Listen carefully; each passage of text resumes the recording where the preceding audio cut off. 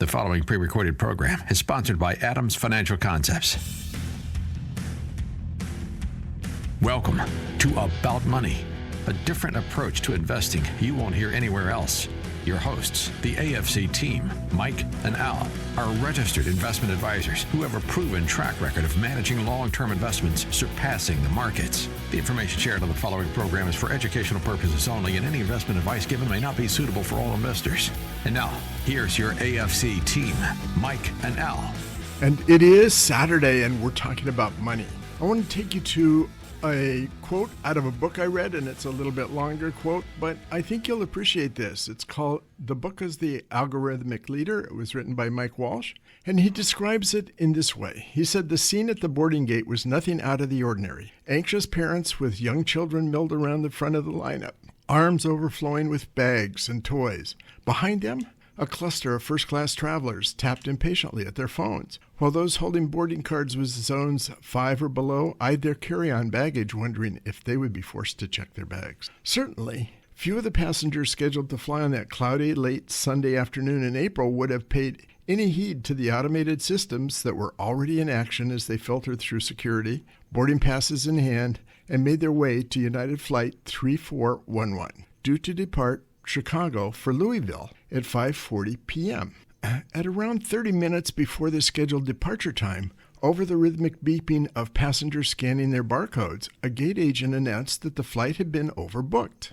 and that volunteers were required to give up their seats for United employees who needed to get to Louisville. The agent offered a $400 voucher and an overnight hotel stay in Chicago. Given that the next available flight was not for another 21 hours, it wasn't surprising that no one took up the offer. By now, most of the passengers were on board. With no volunteers, the same request was made over the plane's intercom, this time with a voucher for $800. When no one responded once again, a tense United manager boarded and declared to the passengers that some of them would now be chosen at random to leave the plane. Of course, there was nothing actually random about the process. Passengers were chosen by the airline's computer system based on a complex set of data and calculations. 4 passengers were selected, 3 of whom grudgingly complied, taking their belongings off the plane. The 4th refused. At 5:21 p.m., another passenger, Tyler Bridges, posted on Twitter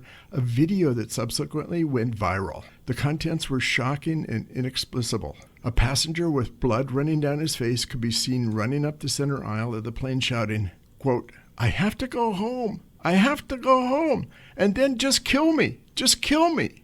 More videos emerged on social media shortly after. In one, police officers appeared to be escorting passengers from the plane. In another, a man was dragged violently out of his seat, onto the floor, and then off the plane by a Chicago Department of Aviation officer, as other passengers screamed in protest. It later emerged that the removed passenger was the 4th passenger, the one who had refused to give up his seat. His name was David Dow, and he lived in Louisville, Kentucky. 69-year-old Dow, a U.S. citizen, was originally from Vietnam. He went to medical school there in the 1970s before moving to the United States after the fall of Saigon. A pulmonary disease specialist, he wanted to stay on the flight because he had patients to see the following morning. Despite his protest, Dow had been forcibly removed by an airport security team so violently he suffered a slew of injuries, including a concussion, a broken nose, and the loss of 2 front teeth. After his removal, a United crew took the newly vacated seats, and finally, almost 2 hours after the scheduled departure time,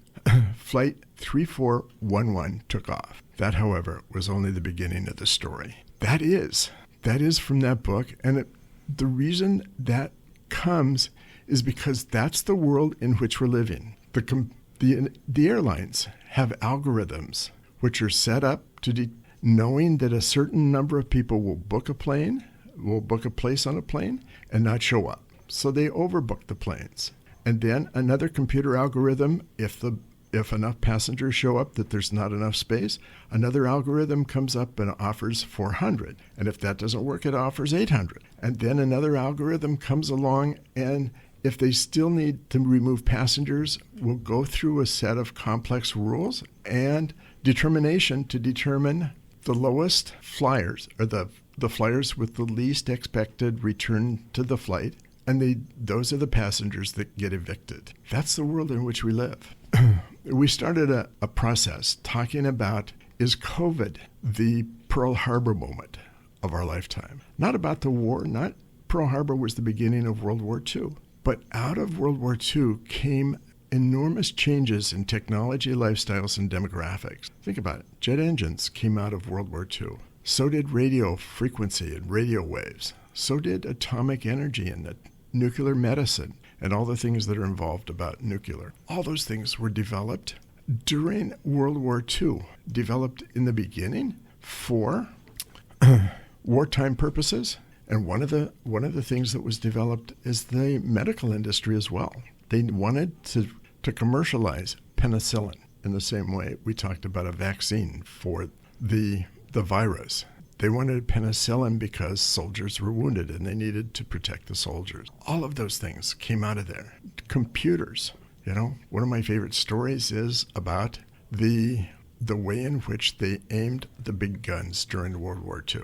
They had a room full of people who would calculate how to aim the big guns. They would take into consideration the wind, the weather, the rain, whatever the conditions were. They would take into consideration the distance to be firing. And there might be a whole room full of people making those calculations. And the government during World War II came along and asked a company, can you build a machine that can do that for us? And of course, that company did build a machine that did that. That company, of course, was, and the rumor goes that they testified before Congress that they expected only 4 or 5 machines total for the worldwide market. The job title for the people in that room, the job title was computer. And of course, the company was IBM. And the rest of the story we know. All of that spun out of World War II, initiated by Pearl Harbor. The question is, are we now at a point where things have changed so much in technology, demographics, and lifestyles because of COVID? Or maybe not because of COVID, but was COVID the moment where we'll see those kind of changes happening? We believe that may very well be possible. Think about the restaurant industry. I mean, we've seen the advent of computers in the restaurant, right? People coming in and the efficiencies of going in and clicking on a screen as opposed to having people stand there and take your order. Yeah. That's been a huge productivity boost, and it's going to continue in the restaurant industry. The QR code. On your table, Take the picture, do your order, and you can pay for it all in the same thing. I mean, I remember one Thanksgiving a couple of years ago when my wife and I went to San Francisco for Thanksgiving. And we sat at a table to have breakfast. We ordered our breakfast by the menu on our phone from the QR code. There was a wait person that came around and offered us coffee or drinks. And our food was nuked in the kitchen. There was a guy that delivered the food to the table. And there were 2 people serving maybe 40 people in the restaurant. That's all. Everything was, when it came time to pay, of course, you used your phone and paid the bill that way. Yeah, and those efficiencies have kept the economy going. We haven't seen the inflation exacerbate. It's been bad, but not terrible because of these efficiencies keeping productivity going. Mm-hmm. And that's just one industry. Think of all the other industries where we're starting to see changes. Well, just the advent of the just creating the vaccine itself, the COVID vaccine, the mRNA vaccine is revolutionary, and that's going to revolutionize medicine going forward. There's things that are being worked on right now that using that existing technology. And there's reasons why we talk about that, and we think that this is a major theme going forward because these things have investments, implications, places to invest money, which is a change from where people used to invest. Think way back when, for the people that invested in buggies and buggy whips, and they were part of the Dow at one time. That's all gone. Those people who invested in horse farms and that technology, that disappeared. We're in that same kind of revolution probably since COVID. So being ahead of the curve instead of behind the curve is truly crucial right now. That's where we are. So the question is, what will be happening? We have a guest coming on the program right after commercial break who will be talking about one of the industries in which COVID was a real change. So you want to hear what he has to say. But that's just one of the industries. If you look around, there's a number of industries which are completely changed. Who would have thought of remote working. Had we not had COVID, how many people would be working remotely? There were some that were before COVID, but the large majority has happened before. And that's had impact on commercial real estate. That's had an impact on technology, on living styles, and demographics. It's just one of the things that's coming on. So don't go away. We're going to come into a commercial break, and when we come back, we're going to talk about a company and an industry where things have truly changed. We'll be right back after this commercial. About Money with your AFC team, Mike and Al, on AM 1300, The Answer. For more information, click on adamsfinancialconcepts.com. So welcome back. We're here with Pat Murphy of Lead Scores, and the name sounds just like what he does. But anyway, Pat, why don't we start with your background? Sure. Thanks, Mike and Al, for inviting me today. I've been in the technology sector building business applications since 1984. Graduated from Washington State University with my MBA in 1984. Went to work for a small startup called Medical Computers International, and run by a guy named Bill Carell. When we computerized HCFA 1500 forms on TRS-80 computers that had two dual 56K floppy drives. You put the program in one floppy drive and the data in the other, and we were selling them to doctors, dentists, chiropractors, anyone that would buy them. And since then, I've built a number of companies, leading into my latest venture, Lead Scores, which we started just before COVID after spinning the technology out of a Microsoft-related venture that we ran for 6 years before that, involving the lead generation. So tell us about Lead Scores. Well, what Lead Scores does, imagine if you're a consumer and you're aging into Medicare at 65 and you want to look into a Medicare plan or decide whether you're going to sign up for government Medicare or Medicare Advantage, which is private Medicare. So you go online and you're looking for information. Ultimately, you may enter a site where you enter your information, your name, address, phone number, and so forth, to connect you with an insurance agent. When that form hits our servers, we use artificial intelligence to identify who you are by embellishing that with a lot of other information we can find about you through our data partner. We can attach hundreds of data about you individual. And then we use that to push through an algorithm that we built from our clients' historical data to decide how likely you are to purchase their product. And when we make that calculation, that determines how and if we route the lead, whether we purchase that lead from the vendor, and how and where we route that lead to connect you with an insurance agent. So tell us about the advantage to the consumer. Tell us about the advantage of how all that works. Well, from the consumer standpoint, it's all about, at the end of the day, when you're selling products, whether it be insurance, policies, or cars, it's what's best serving the consumer. One of the evolutions that's come about since COVID hit us is the consumers now want to shop from home, their chair, in front of their computer. They want more information. And artificial intelligence can be used to determine which information is best to put in front of that consumer to help them make that choice. And then once they make a selection and decide they want to speak with someone about that product or service, artificial intelligence will help guide them to make that connection and guide the agent to understand more about who that person is.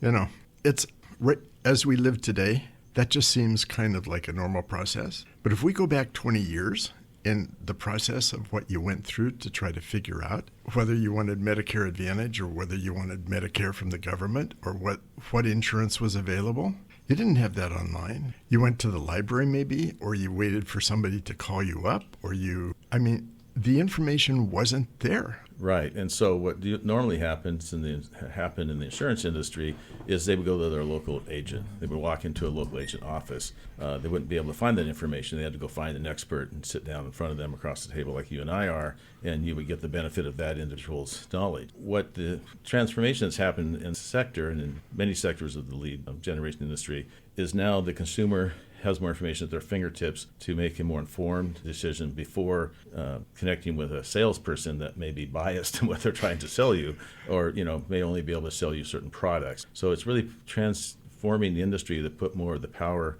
into the hands of the consumer, and I think that's the advantage of this technological change. That's what our company, the premise is built on: consumer advocacy, consumer data protection. There's all kinds of governmental regulatory requirements around that lead generation process and what marketers can and cannot do as far as fair marketing practice, and we help them manage. So you talked about the regulations. There are regulations coming down the road, right? Yes, there are, and in particular, the latest FCC announcement. It's known as the one-to-one rule, or another way they refer to it is plugging the lead generator's loophole. That's really designed to cut down the scourge of robocalls and robotexts that we. I know. I get a lot of those. Yep. Sometimes I get 2 or 3 a day. We're going through that now with the text in particular. So the latest FCC rule is extending the Telephone Consumer Protection Act of 1992, which limited the marketer's ability to use auto dialers to call you in response to a lead request submission that came into them, which typically would be sold to dozens of different marketers, and so there was just a avalanche of robocalls that emanated from that. They've extended that now to text as well and increased the fines. Also applied some other rules with regard to the content that can be used, ads that are soliciting the lead, to make it required to be topical to whatever product is marketed. So it's really going to change the consumer experience in a major way, and this also kicks January of next year. I think that's a positive. I mean, I get those calls, and I have fun with those calls because they'll say, do you have Medicare Advantage A and B? And I'll say, I died a couple months ago. Oh, you're qualified. Let me turn you over to an insurance agent. Yeah, so what you're experiencing is the use of avatars or artificial language programs that respond to certain prompts. And those are legal as long as it's not a regulated industry that explicitly states that they cannot use auto dialing or auto texting. We see our clients using that more in inbound calls. So somebody calls in for customer service. Oftentimes, the computer-generated avatar is like using artificial intelligence can answer more questions than a live person can. There's quick access to immediate answers within a deep reservoir of knowledge that the company has built up to specific questions. It can be very efficient and effective for both the consumer and the. So you mentioned there's a change coming in January. Talk more about that. So last fall, the FCC came out and announced that they were going to introduce some new rules as of December 13th of last year. One was this one-to-one rule, and it specifically means that marketers have to gain explicit prior written consent on a one-to-one basis from consumers if they're soliciting leads. So we've all responded online, or most of us, to some sort of request for information, and before you enter your name and your address and your phone number, perhaps, or your email address, there's a box that says, check here by checking here, and there's some disclaimer or notification language, commonly known as TCPA notification, that by checking this box, you're agreeing to be contacted by this marketer and our affiliates or marketing partner. And it's that last phrase that really results in the barrage of calls in many cases. Because if you look at the fine print or click on the link, there would be maybe dozens, if not hundreds, of affiliates or marketing partners, and they could sell that lead. At that point, they legally can sell that lead to anybody. The FCC rule closes that loophole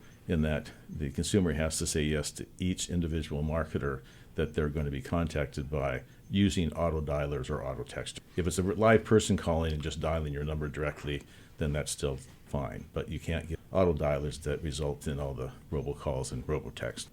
So when you say each, I assume it's each company. Yes, each marketer. Each marketer. So that's like each insurance company that's trying to sell you insurance. Yeah, again, using Medicare Advantage as private Medicare as the example, United Healthcare, Humana, WellCare, there's about a dozen major carriers, but there are hundreds of smaller ones. So you have to opt in. Individually, you have to check a box. As the rule is written currently. Now, FCC changed their minds. There have been several lawsuits launched since that announcement, as you can imagine, by some of the industry players.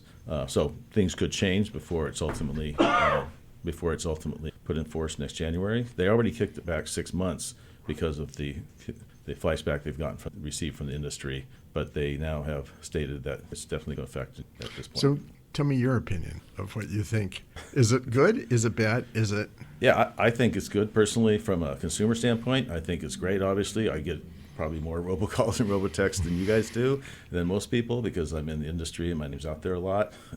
But just from an industry standpoint, I think it's ultimately a good thing. Our company and a coalition that we're involved with called the Lead Quality Alliance, which is a consortium of players in the industry. Our response has been great, bring it on. This is long time coming. The government's been relying on the industry to clean itself up forever. That didn't happen, so they're bringing in the heavy, if you will. It's going to it's going to result in fewer leads, fewer calls, fewer leads, higher prices for those leads. So there will be an impact on the industry of the buyers that are paying for these. For my company specifically, we get paid on the transaction. So, it's ultimately good for us because it's not only forcing more quality and more integrity into the industry. So we know who the good players are, who the bad players are that will come out. But it also is creating a need for tracking compliance. So one of the impacts of new laws, marketers are the ones that are on the hook if there's a non-compliance complaint, if an individual or litigator attorney files a class action suit, which is what happens in the industry. Somebody claims they were called when not supposed to be called, they were on a call list, or they will calls we didn't ask for them, then they file a lawsuit. And the first ones they target are the marketer, the merchants. And then they also go after the lead generators, but they're often a secondary target. So through our platform, we track the lifespan of that start to finish, including the compliance document. So if there is a complaint,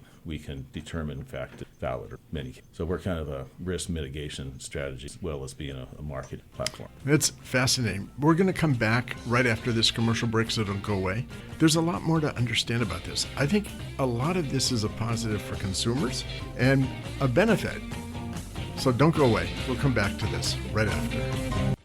About Money continues. Remember the website, adamsfinancialconcepts.com. Here's your AFC team, Mike and Al. So, Pat, you were talking about your industry, and where do you see the industry going? And you talked about your company. You talked about some of the insurance companies. Tell us a little more what's going on in the industry as far as that. Sure. Well, I would characterize my industry as two ways. One is we're in the lead generation industry, the market, mostly online marketing, but also involves direct radio, TV, and so forth. But the real industry I'm in is technology. I've built several technology companies, all related to business process improvement, where we applied emerging technology to solve a problem. And LeadScores is no different. We saw this issue. I ran Microsoft's market channel as vendor for 6 years, dealing with a lot of their affiliates that were selling leads to Microsoft products and third-party advertisers. And one of the big problems that they all had, besides the transporting of the leads and the payments processing and all that, was quality control. Because when you put out the welcome wagon for anybody to bring in leads, you get a lot of a lot of stuff, and the quality. A lot of these lead programs would convert at 1 or 2%. So I see us in the technology industry, and what we were asked to do was find a way to prioritize those leads, to kind of filter out the chaff to get to the weed, or the meat, if you will. And so in that regard, we're a technology, and I'm in the AI technology business, using artificial intelligence, machine learning models, applying big data to the issues to do the things that we do that apply to the lead generation industry. Right, but most of the people that use your leads, insurance, right? Medicare, you're talking Medicare, insurance agents. Financial services of all types, colleges and universities that are looking for applicants, that are taking applicant submissions. We've done grocery store chains. We've done real estate companies. We do financial consulting companies that put on seminars. Any company that is generating thousands of leads a month and needs to qualify them and prioritize them and ultimately distribute and track their performance, a prospect for our business. We just happen to be heavily involved in Medicaid because COVID brought that to us. Right, okay.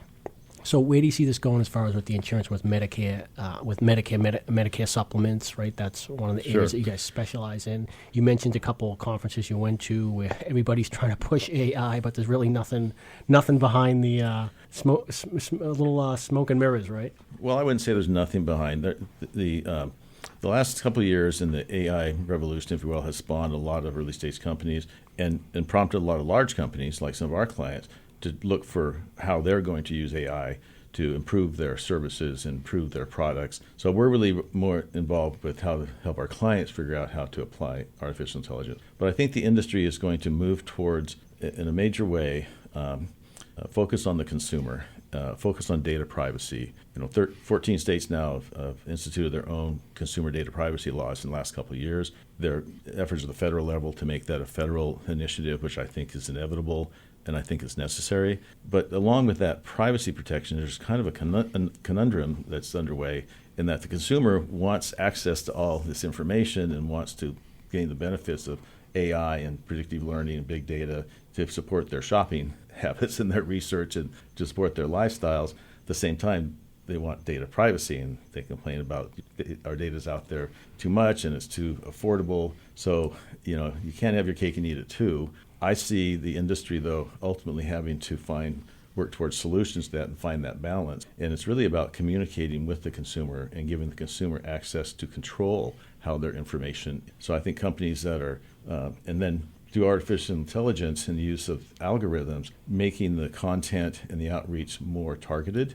Mm-hmm. So we're not bothered by things that aren't relevant. And that's really, been the promise of the internet in general and the access to all this is that our advertising more targeted because the advertisers know more about us. They're able to target things that are relevant to our lives and lifestyles and our needs. But that's kind of gotten out of hand. And so now I see a movement back towards data privacy and the focus on supporting the consumers. Yeah, I mean, it's like you get online and search one thing, and then all of a sudden Amazon or eBay pops up with the same exact item. Right. You know what I mean? It's like, wait a second, I just looked at that for 2 seconds. They're reading your minds. Yes, we are. I mean, in that sense, it's more, I mean, I find it annoying. I'm kind of like, are they listening to my phone or something like that?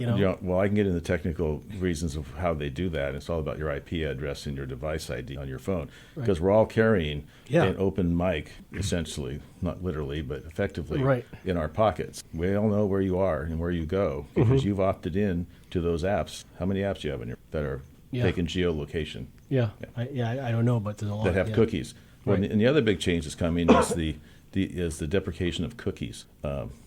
That's a whole other topic, but within the next 6 months, Google is going to start deprecating cookies, meaning that you no longer will have third-party cookies planted on your device that are doing all that tracking. Mm-hmm. That is going to be a bigger change, introduce a bigger change into the industry than the FCC rules, the one-to-one rule, because now all these advertisers are losing access to extremely valuable and real-time current information about you because you've opted into all those cookies and all those apps on your phone. Right. And now they're going to start. Google's taking the lead. They've already pushed back their implementation of that a couple times, but it's definitely... So that'll be more privacy. When I'm online, I won't they won't be able to read my mind and say, hey, we looked at...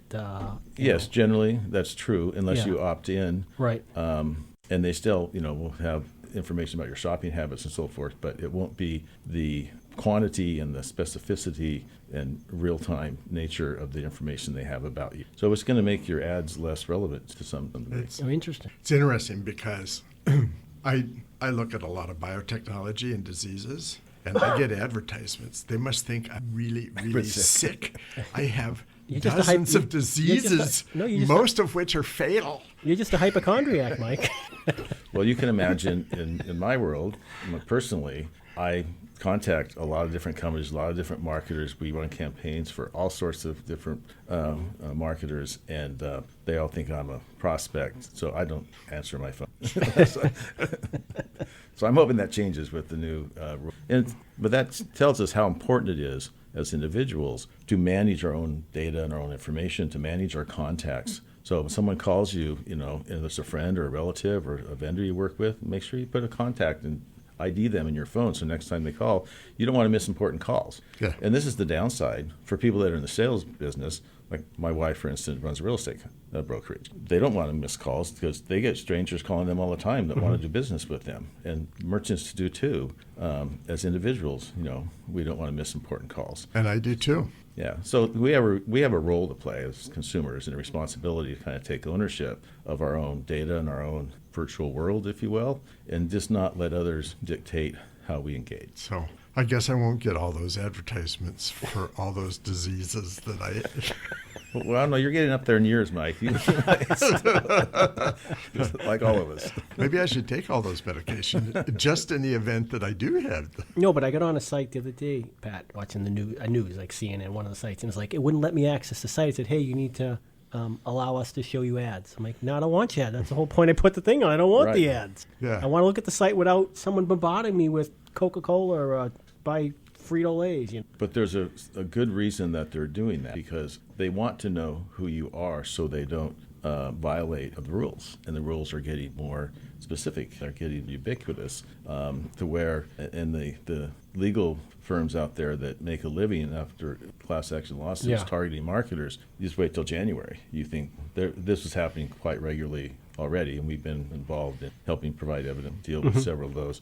But with the new rules, there's going to be a flurry of lawsuits because a lot of people don't know that it's coming, even in the industry. The people I talk to day in and day out that are in the industry haven't taken the time to educate themselves as to what's coming and what they need to do about it, prepare for it. I mean, many are. We're informing through the Lead Quality Alliance. It's an educational, standards body for the industry, and we're trying to get the word out, create a resource for the industry to help them respond and understand what the criteria are, what their responsibilities are. But it's like anything else that's new. Not everybody understands fully what their responsibilities are on day one or educated to how they're needing to respond. So they're the ones. So it's a positive, I believe. I do too. Ultimately, overall, as I said earlier, for my company in particular and for the industry in the long term, I think this is just the natural evolution of things.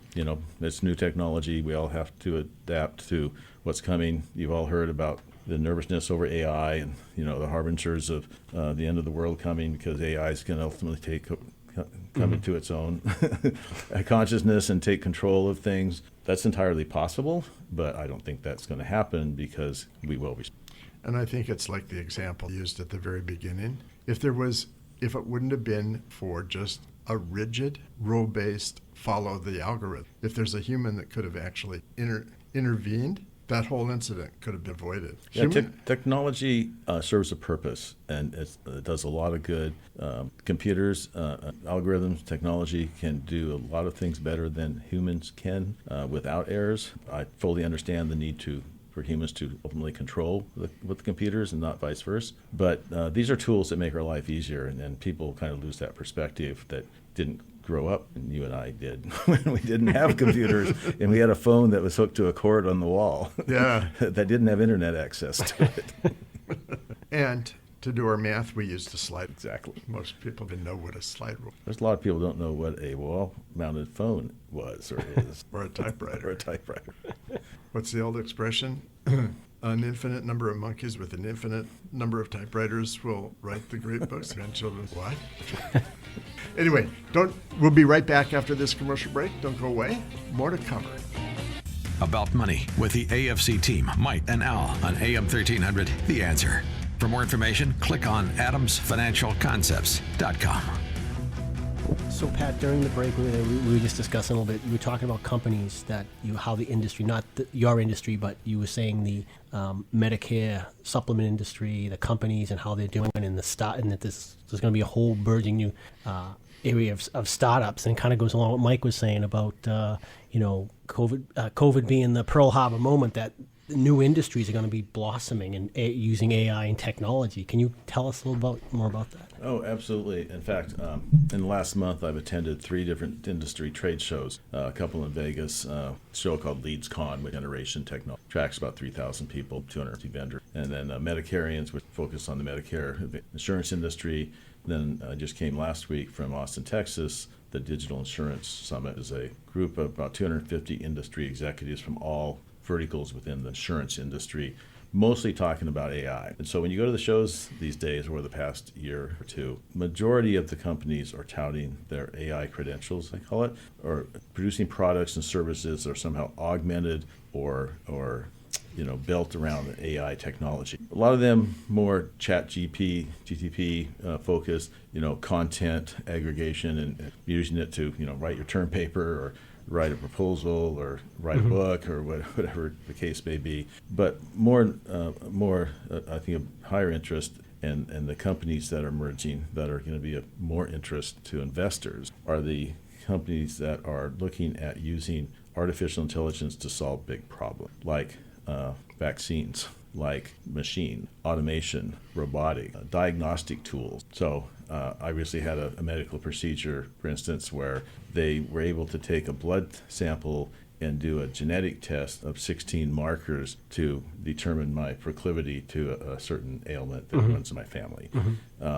And they didn't have this a year ago. In fact, insurance still isn't paying for it. It's investigative. But you're seeing the company that created that test, probably will spend the next couple of years perfecting it and commercializing it and expanding its applications. And I'm seeing this in broad swath of the medical device, medical therapies industry. I happen to invest in some medical tech companies myself. But at these shows, you're seeing virtually every company is trying to find a way of incorporating AI technology, big data, machine learning technology, a product. What that's going to spawn are new startups, because the people that are trying to solve these problems, they're in these businesses, they see the problem, they see potential solutions. They're a big corporation, Humana might not be the best venue or environment to develop and test, bring something like that to market. You need early stage companies that are more nimble, higher risk, that can bring in investment capital, early stage investment capital. So I think you're just going to see a wave of startups over the next couple of years coming to market. They're already being formed. I mean, I hear about them all. But I think that's going to be one of the good impacts of this new evolution that COVID ultimately spawned. Yeah. It is. It's just beginning. I mean, if you look back at the period of time of COVID and the number of new companies that were formed during COVID times and the year or two after COVID, it's remarkable the number of companies that were started. Yeah, I would contend that our company really was restarted in COVID because of COVID. So when COVID hit, I'd been a year into incorporating the company, and we were targeting, of all things, tribal casinos, private colleges and universities as our primary market. And we had a partnership with Microsoft on the tribal casino channel, and the college and universities. Our first client was an online university a couple years before. When COVID hit, every casino in the country closed their doors for a couple months, if you remember. Every college and university went virtual, kind of went under a rock in terms of buying and spending any money, because what was going to happen. We essentially treaded water till that fall, took a PPP loan like a lot of companies did. I was fortunate that we had revenue, I didn't lay anybody off, but it wasn't until two of our small call centers got purchased by two of the biggest Medicare distribution agency networks, and then Humana came calling because they had a problem transitioning their call centers out to their remote workers, and we delivered leads into remote workers, the core of what we did. And that changed the whole trajectory of our company going forward, and we basically were reborn, if you would. Yeah, like IBM during World War II, like Pfizer during World War II, like many companies during that period of time had a very small beginning, and during that period of time with the technology and demographics and things that changed, it's the world in which we live today. And we benefit from that. Yeah, I always live by the axiom that adversity creates opportunity in my business life. And I could track back to most of the companies that I've founded or been a part of through my career have come about because of some change in the sector, some new law in some cases. But always there was a problem that was a societal problem or a big problem that needed to be solved. And there were lots of people trying to figure out how to solve that problem. In certain cases, we were just fortunate enough to be able to identify a way of addressing the problem in ways that others hadn't. And so we formed a business around. So I remember back in 1986 when I became a stockbroker and got into the business and bought a computer. And I bought Word, Excel, and a database. I bought a computer for home that had 60 megabytes of memory, a computer for the office that had 100 megabytes of memory. I thought, I am fixed. Software, that's where we are. I've got it fixed. I'm good and done. And I can remember calling an IT guy because I said, my computer's really slow. Something's really wrong. And he said, you're out of memory. I said, I bought 100 megabytes of memory. I've got these programs, Word, Excel. I'm at the ultimate of technology. Text takes up a lot of room. I mean, for people that exist today and think that today is where we are, today is only the beginning of tomorrow. And tomorrow will bring so many changes. I mean, think about the software programs we're talking about. Think about the computer we carry in our pocket. Who would have ever thought of that? Think about what Pat was saying with the genes, finding the genes. And you got CRISPR gene editing that is working on editing those genes that you're talking about, saying, hey, Pat, let's take those three out and put these three in. That's incredible. Yeah, I don't know that the majority of the population understands the power of CRISPR and the changes that. Yeah. Again, I see a lot of early stage med tech and deals and investment opportunity pitches from these brilliant people who are solving big problems and the amazing things they can do with gene therapy. And yes, it's a little scary. I mean, they're putting, pig genes in people now, and pig hearts, and they're growing them now. They're actually growing them. Right. And they've had successful transfusions with these. But it's not just in people. It's everything from juicy fruit gum to tomatoes. Well, and the animals that we eat, they're all genetically bred. And there's concerns there, and there needs to be guardrails. That's what the government is there for. And I'm not a big government guy by nature, but I understand the role of government, particularly in areas like this, our food, our environment, our technology, our data. And so back to your question about, how do we view the new regulations? For my company, it's sort of manna from heaven. It's like, we've been waiting for this, and this is what we've been preaching for a long time. It kind of falls right into our core values and our principles and the nature of what we do. But it's going to be a rough ride for some. Anyway, we could go on and on and on, but sadly we're coming to the end of this program. Join us next week, because on Saturday we will again be talking about money. And if you missed part of this program, you can find it on YouTube. Check About Money on YouTube, or you can check our website, and probably LeadScore's website as well. Well, thank you, Mike and Al, for Thanks. having me today. Thanks, Pat. It was a fascinating conversation. I very much enjoyed it. You've been listening to About Money with registered investment advisors Mike Adams and Al Souza. If you'd like more information about what you've heard today, or about AFC's investment philosophy and strategy, or if you'd like the AFC team to evaluate your own portfolio, click on adamsfinancialconcepts.com. That's adamsfinancialconcepts.com. The information shared in the preceding program was for educational purposes only, and any investment advice given may not be suitable for all investors. Join us again next Saturday at noon for more About Money with Mike Adams here on AM 1300, The Answer. The preceding program was sponsored by Adams Financial Concepts.